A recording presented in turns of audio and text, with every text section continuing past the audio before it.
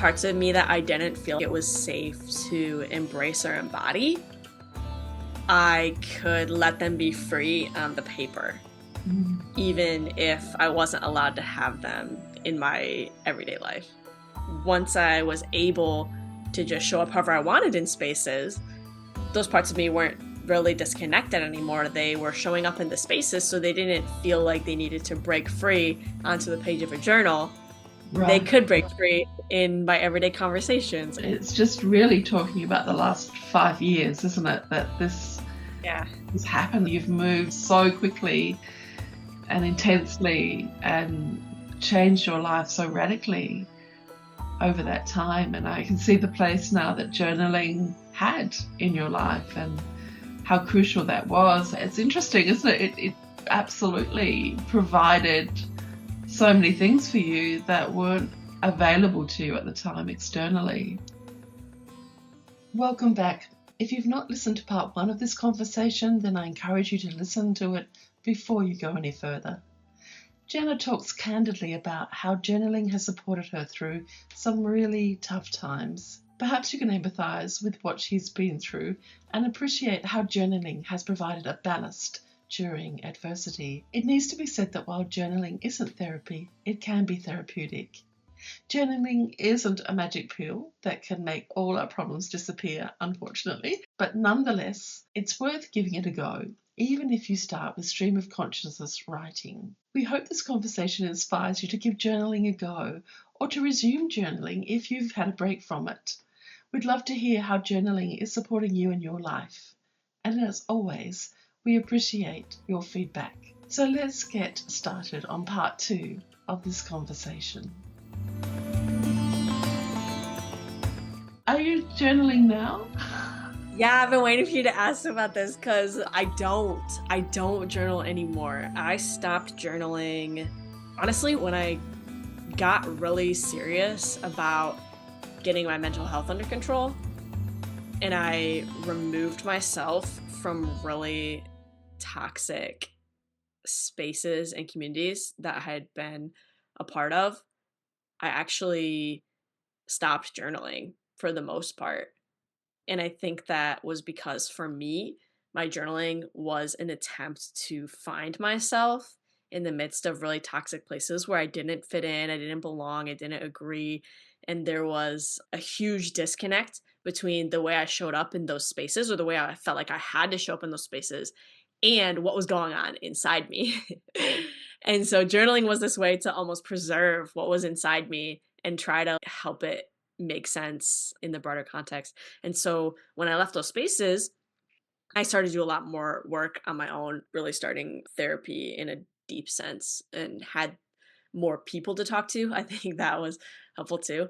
When I started to feel like it was safe for me to show up as myself in any of the situations that I went into, I just naturally didn't want to journal as much because I was using the journaling as almost like a crutch to preserve my real self. When I finally could bring my real self into these spaces, I didn't feel like I needed to journal. Wow, so that sounds like a life-changing state to find yourself in, where you can be yourself in spaces Yes. versus what was happening before in the more toxic environments where there was a disconnect. That's fascinating, and the less need for journaling. I understand that. That's really interesting and important. What happened between the unsafe and not feeling like you can be yourself in spaces to being yourself in spaces? Yeah, to be really specific about it, I was really involved in Christian church spaces.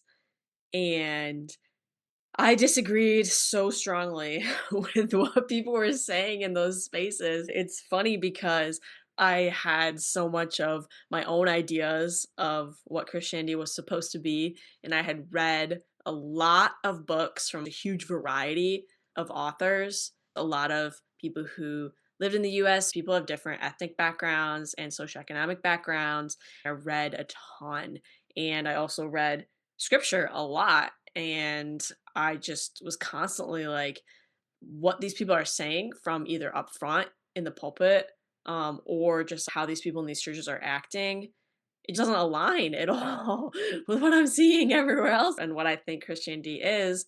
Exiting those Christian spaces, I think my feathers had been really ruffled and it just let them settle. In my journals, I was fighting this war of this is what Christianity truly is versus out in those spaces, it wasn't the same thing. My journal was my space to be like, this is right and this is what's supposed to be like. When I left those spaces, I didn't have to be angrily yelling about anything anymore. I wasn't upset about all that stuff anymore. I did still journal a little bit, because I was still trying to process through some things. I started to talk about them in therapy, a lot of my deeper feelings or stuff like that. I haven't picked up journaling since then, and that was maybe around 3 years or so ago. Uh-huh. So I guess maybe that's just what journaling started as for me. Now I think when I feel something or if I think about something, I either have people to talk about it with, like you and I talk about so many things, or I am able to just have my own conversations in my head and not doubt myself or feel like I don't know what I'm thinking or feeling. I can either let that pass or let that continue to influence me or whatnot. There's not, I don't feel like writing it down is a necessity anymore because I feel like I have access to my own thoughts and feelings and I can make sense of them inside of myself so they don't necessarily have to leave me and get on the paper in order to make sense. Yeah, wow, that makes a lot of sense. It strikes me that the change too is that you have this creative agency now. You have agency over your life stability and ability to now what you think and what you feel. You can line up your life if you like instantly, if that's what you want to do, versus Yes. being entangled or ensnared or caught up in a more toxic world that you didn't have that same sense of you're endeavoring to in to stay healthy. You were doing what you had to do at the time, Yes. but now you've got this freedom that you didn't have before that doesn't give you that same inner turmoil. Yes. Yes. And that the more that you talk about that, I think for me, a lot of my journaling was an attempt to preserve parts of me that I felt I had to cut off. Parts of me that I didn't feel it was safe to embrace or embody. I could let them be free on the paper, Mm. even if I wasn't allowed to have them in my everyday life. Once I was able to just show up however I wanted in spaces, those parts of me weren't really disconnected anymore. They were showing up in the spaces, so they didn't feel like they needed to break free onto the page of a journal. They Right. could break free in my everyday conversations. It's just really talking about the last 5 years, isn't it? That this Yeah. has happened. You've moved so quickly and intensely and changed your life so radically over that time, and I can see the place now that journaling had in your life and how crucial that was. It's interesting, isn't it? It absolutely provided so many things for you that weren't available to you at the time externally. It's really interesting because I have really loved my experience of journaling. And even this summer, a little bit, I remember talking with a friend and just talking about journaling. And it was like, oh, why don't I do it anymore? And I hadn't really had this conversation. I really thought that much about it. And I tried to get back into it because I love the idea of writing. Yeah. Love writing. You love But writing, and you're a beautiful writer as well. thank You you. write so wonderfully. Yeah. Thank you. But I feel like I need to have something, maybe like a muse to get me to write. And I tried journaling this summer and it just didn't work. It didn't flow or it wasn't enjoyable in the same way that I remember it being so deeply enjoyable to Right. me.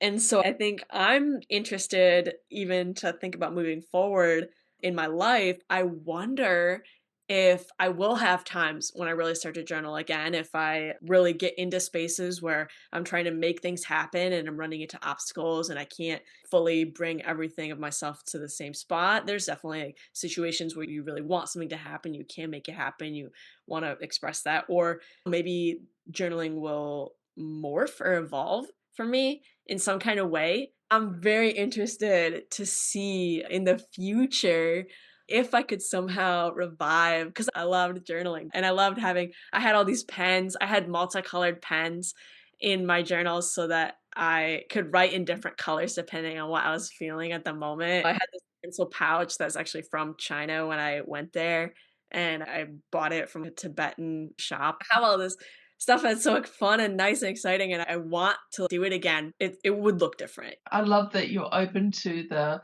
possibility of it coming back into your life and maybe being in a different form. That is a beautiful thing because journaling can be for various reasons in our lives. It very much could come back into your life for a different reason, maybe for something joyous that you're wanting to record. It will be very interesting to see if it does come back and when and what form. Yeah, Yep. oh, Yep. I love that. What what are some of the different forms or ways that you've engaged with journaling? I think maybe separating journaling from writing, because I know you write a lot, and I Yeah, think that journaling is slightly different yeah. if It you know what I'm talking about. I do, absolutely. We actually talked about the exploration of definition of it, but I think what for me, I definitely saw a difference in when I was endeavoring to make sense of things and process my own feelings about things. That was usually what I was journaling about. I'm confused about this, or I don't understand something, or someone's behavior, or some incident that's happened, and it can be quite minor that's triggered me or activated something in me. I have to write about it to work it out. That was Mhm. the main thruster. I really related to everything that you said about how you were journaling back when you were in the ministry. Absolutely the same. There were things that were happening like that and needing a mirror, but not knowing that I needed a mirror at the time. And it was providing a mirror and an externalization of giving me that gap that you talked about between me and kind of working things out and putting it out on paper so I could have a look at it a little bit more objectively. That helped a lot in my life. And then I did a bit of the book Healing. Oh gosh, now I've forgotten the book. Writing is a way of healing. Thank you. Yeah, yeah. Of healing. When that book came into my life, it really put another spin on how I would journal. But prior to that, I was actually doing more looking back and trying to process my childhood. So it wasn't exactly Wow, what and that you would have been pretty young, right? Like, how old would you have been when you were trying to do some of that work? or I was probably in my 30s. Yeah. Wow. So yeah, I was endeavoring to now look back and go, okay, what was that about? What happened there? And the complexities of those things to untangle. So that was quite a job for many I years. was like, "That's so intense and that's so hard." Oh my gosh. It's so much. Yep. And perhaps at that time in my life, I could have really done with a very good therapist. You think about that at the time. So this was my way of being a therapist to myself in my limited understanding. But I was doing it like you, reading a ton of books. I think that is also a big ticket for trying to get that external, wiser voice, a different, broader picture about life and living and psychology and all those things. So that was hugely important for me as well to figure things out a little bit, work things out. So I Mhm. relate to everything that you said. It's totally my experience in so many ways. It's been great to talk about this and to look at journaling in this way. Yes. I'm like you, I don't journal now. Do a lot of writing, but that's not really journaling. I don't know.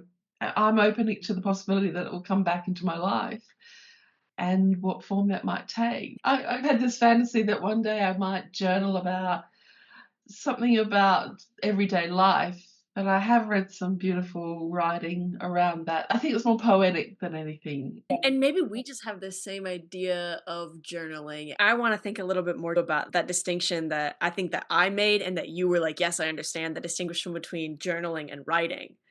Or Yeah. even like this idea of writing being something that creates content for others, while Uh-huh. maybe journaling Yeah, is something that is that's right. very much for the soul, like, myself. That's Journaling right. would be, I'm not trying to publish this or send this. This is just for me because I need something from this thing.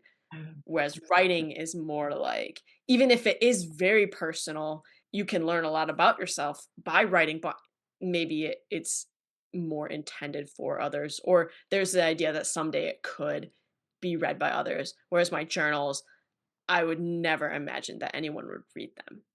right. I don't think anyone would even want to. They're just not coherent that much because it doesn't need to be. No, that's right. That's such a great point. Yes, journaling can always be a very private enterprise and nobody needs to read it. It's really good points that you're making. I also wanted to reconnect with the point that you said earlier was that you could be really honest with yourself on the page. I don't know whether I even had that honesty feeling about some of the things I wrote. I was still so worried about someone reading this, and I felt so Oh, unsafe that when I was writing, when I was living at home, I kept that very secret. But I think, yeah, I don't know how honest I actually could be even then. That's a really interesting part for me, part of this that you actually outlined that you could be this very honest thing. Were you living in a situation where you had no fear of anybody stumbling? You hear these stories of how many journals get read by other people that are private and you don't want. yeah. Yes. I think it's interesting you say that because I remember having a journal as a young kid, and I was terrified to write anything in it because I was terrified that my mom would read it. There was no way I was gonna write anything in there because there was no way I was gonna let her know what I was thinking or feeling on such a deep level. In college, that was really when I first started to journal, and I wasn't worried about anyone reading it. I think I would have liked it if someone read it because I was very lonely in college and I didn't have a lot of friends. If Um, someone cared about me enough to read my journal, that would have been amazing. I would have been like, "Wow, someone gives a shit that I exist." yeah. And I Oh, didn't. Yeah, yeah. So I didn't have a lot of fear that someone would read it, and I think some of it is like the big dick energy that I have. If someone really wants to know what I think, like, fuck them, they can read it and read how much I hate them or something, like, mm, whatever. That's their fault for reading my personal thing. Journals are personal. Everyone knows you don't read a journal. So, like, fuck around and find out, I think I had that sense. And mm, maybe I also had this sense that there was no reason for me to be scared of other people reading it. Even if some of those things I couldn't admit to myself, I still felt like I was being truthful. And I always had this sense that if the truth comes out, it's the truth. Maybe it'll hurt, but it's real. It's not like I was writing lies about people. mm, mm, I didn't feel like there was any kind of damage that could be done. mm. If someone goes to all that trouble to know what I have to say, that's what I have to say through them. If they don't like it, I don't know. Yeah, You wrote as a young child, though, didn't you? While you were still in your parents' household.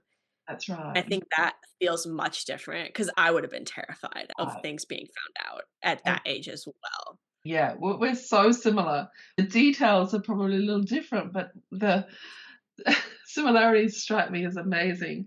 When you're older, it is different. If you read my journal, You really wanna know, don't read it. Jeez, you might find some shit you don't like. wow. And maybe part of it too is, especially as an adult, the things you're writing in your journal are things you wish you could say or things you want to express but can't. You leave your journal open so they maybe do read it because you wanna express those things, but it's not appropriate. I never did that, but that's a sense when you're older, when you're a kid, yeah. I loved that you actually wrote letters to people, and that's a great way to journal as well. Letters that you're never going to send in a million years. Things that you really want to say to people, and in letter form, there's something really therapeutic about that. It's not therapy, but there's therapeutic benefits from doing that. And I don't think people do that enough. I would encourage people, if they don't want to journal and they're not a writer, to actually just sit down and write a letter to someone, even someone that's passed. It doesn't have to be a living person, or to God, or to other parts of oneself. So many thanks to Jenna for such a wonderful conversation. As usual, she made me laugh the whole way through. It was such a joy to talk with her, and I hope you enjoyed it as well. I just want to leave you with some last words on journaling, and this is from Rupi Kaur. I'm not sure if I'm pronouncing it right. Could be even Kaur. Rupi Kaur, K-A-U-R. I'll put her book in the resources section. It's called Healing Through Words, and it's a beautiful book. I just wanted to share with you some last thoughts on what she calls free writing, and a lovely quote here from Flannery O'Connor. I write because I don't know what I think until I read what I say. And then Rupi says here in her book, I took up writing during a difficult time in my life. I would set a timer, put my pen to paper, and write the first thing that came to mind. I would pour my heart out into my journal, and it would bring my mind to ease. This form of free writing helped me start my journey toward healing. The exercises in this book, the book that she's written here, are all free writing exercises. Free writing, often referred to as a stream of consciousness writing, is a form of deep listening where you let your thoughts flow out onto paper in real time.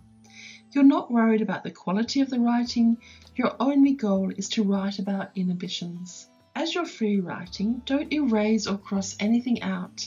Don't overthink it.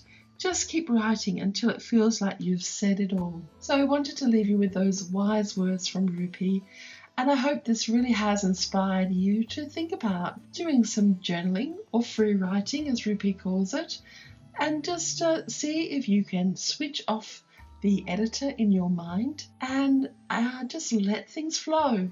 The thoughts that come up into your mind, just write them down and see what happens. Maybe you'll surprise yourself with what you're thinking, what comes out of your mind, what goes on to the paper. So I wish you all the best with it, and I look forward to hearing how you go.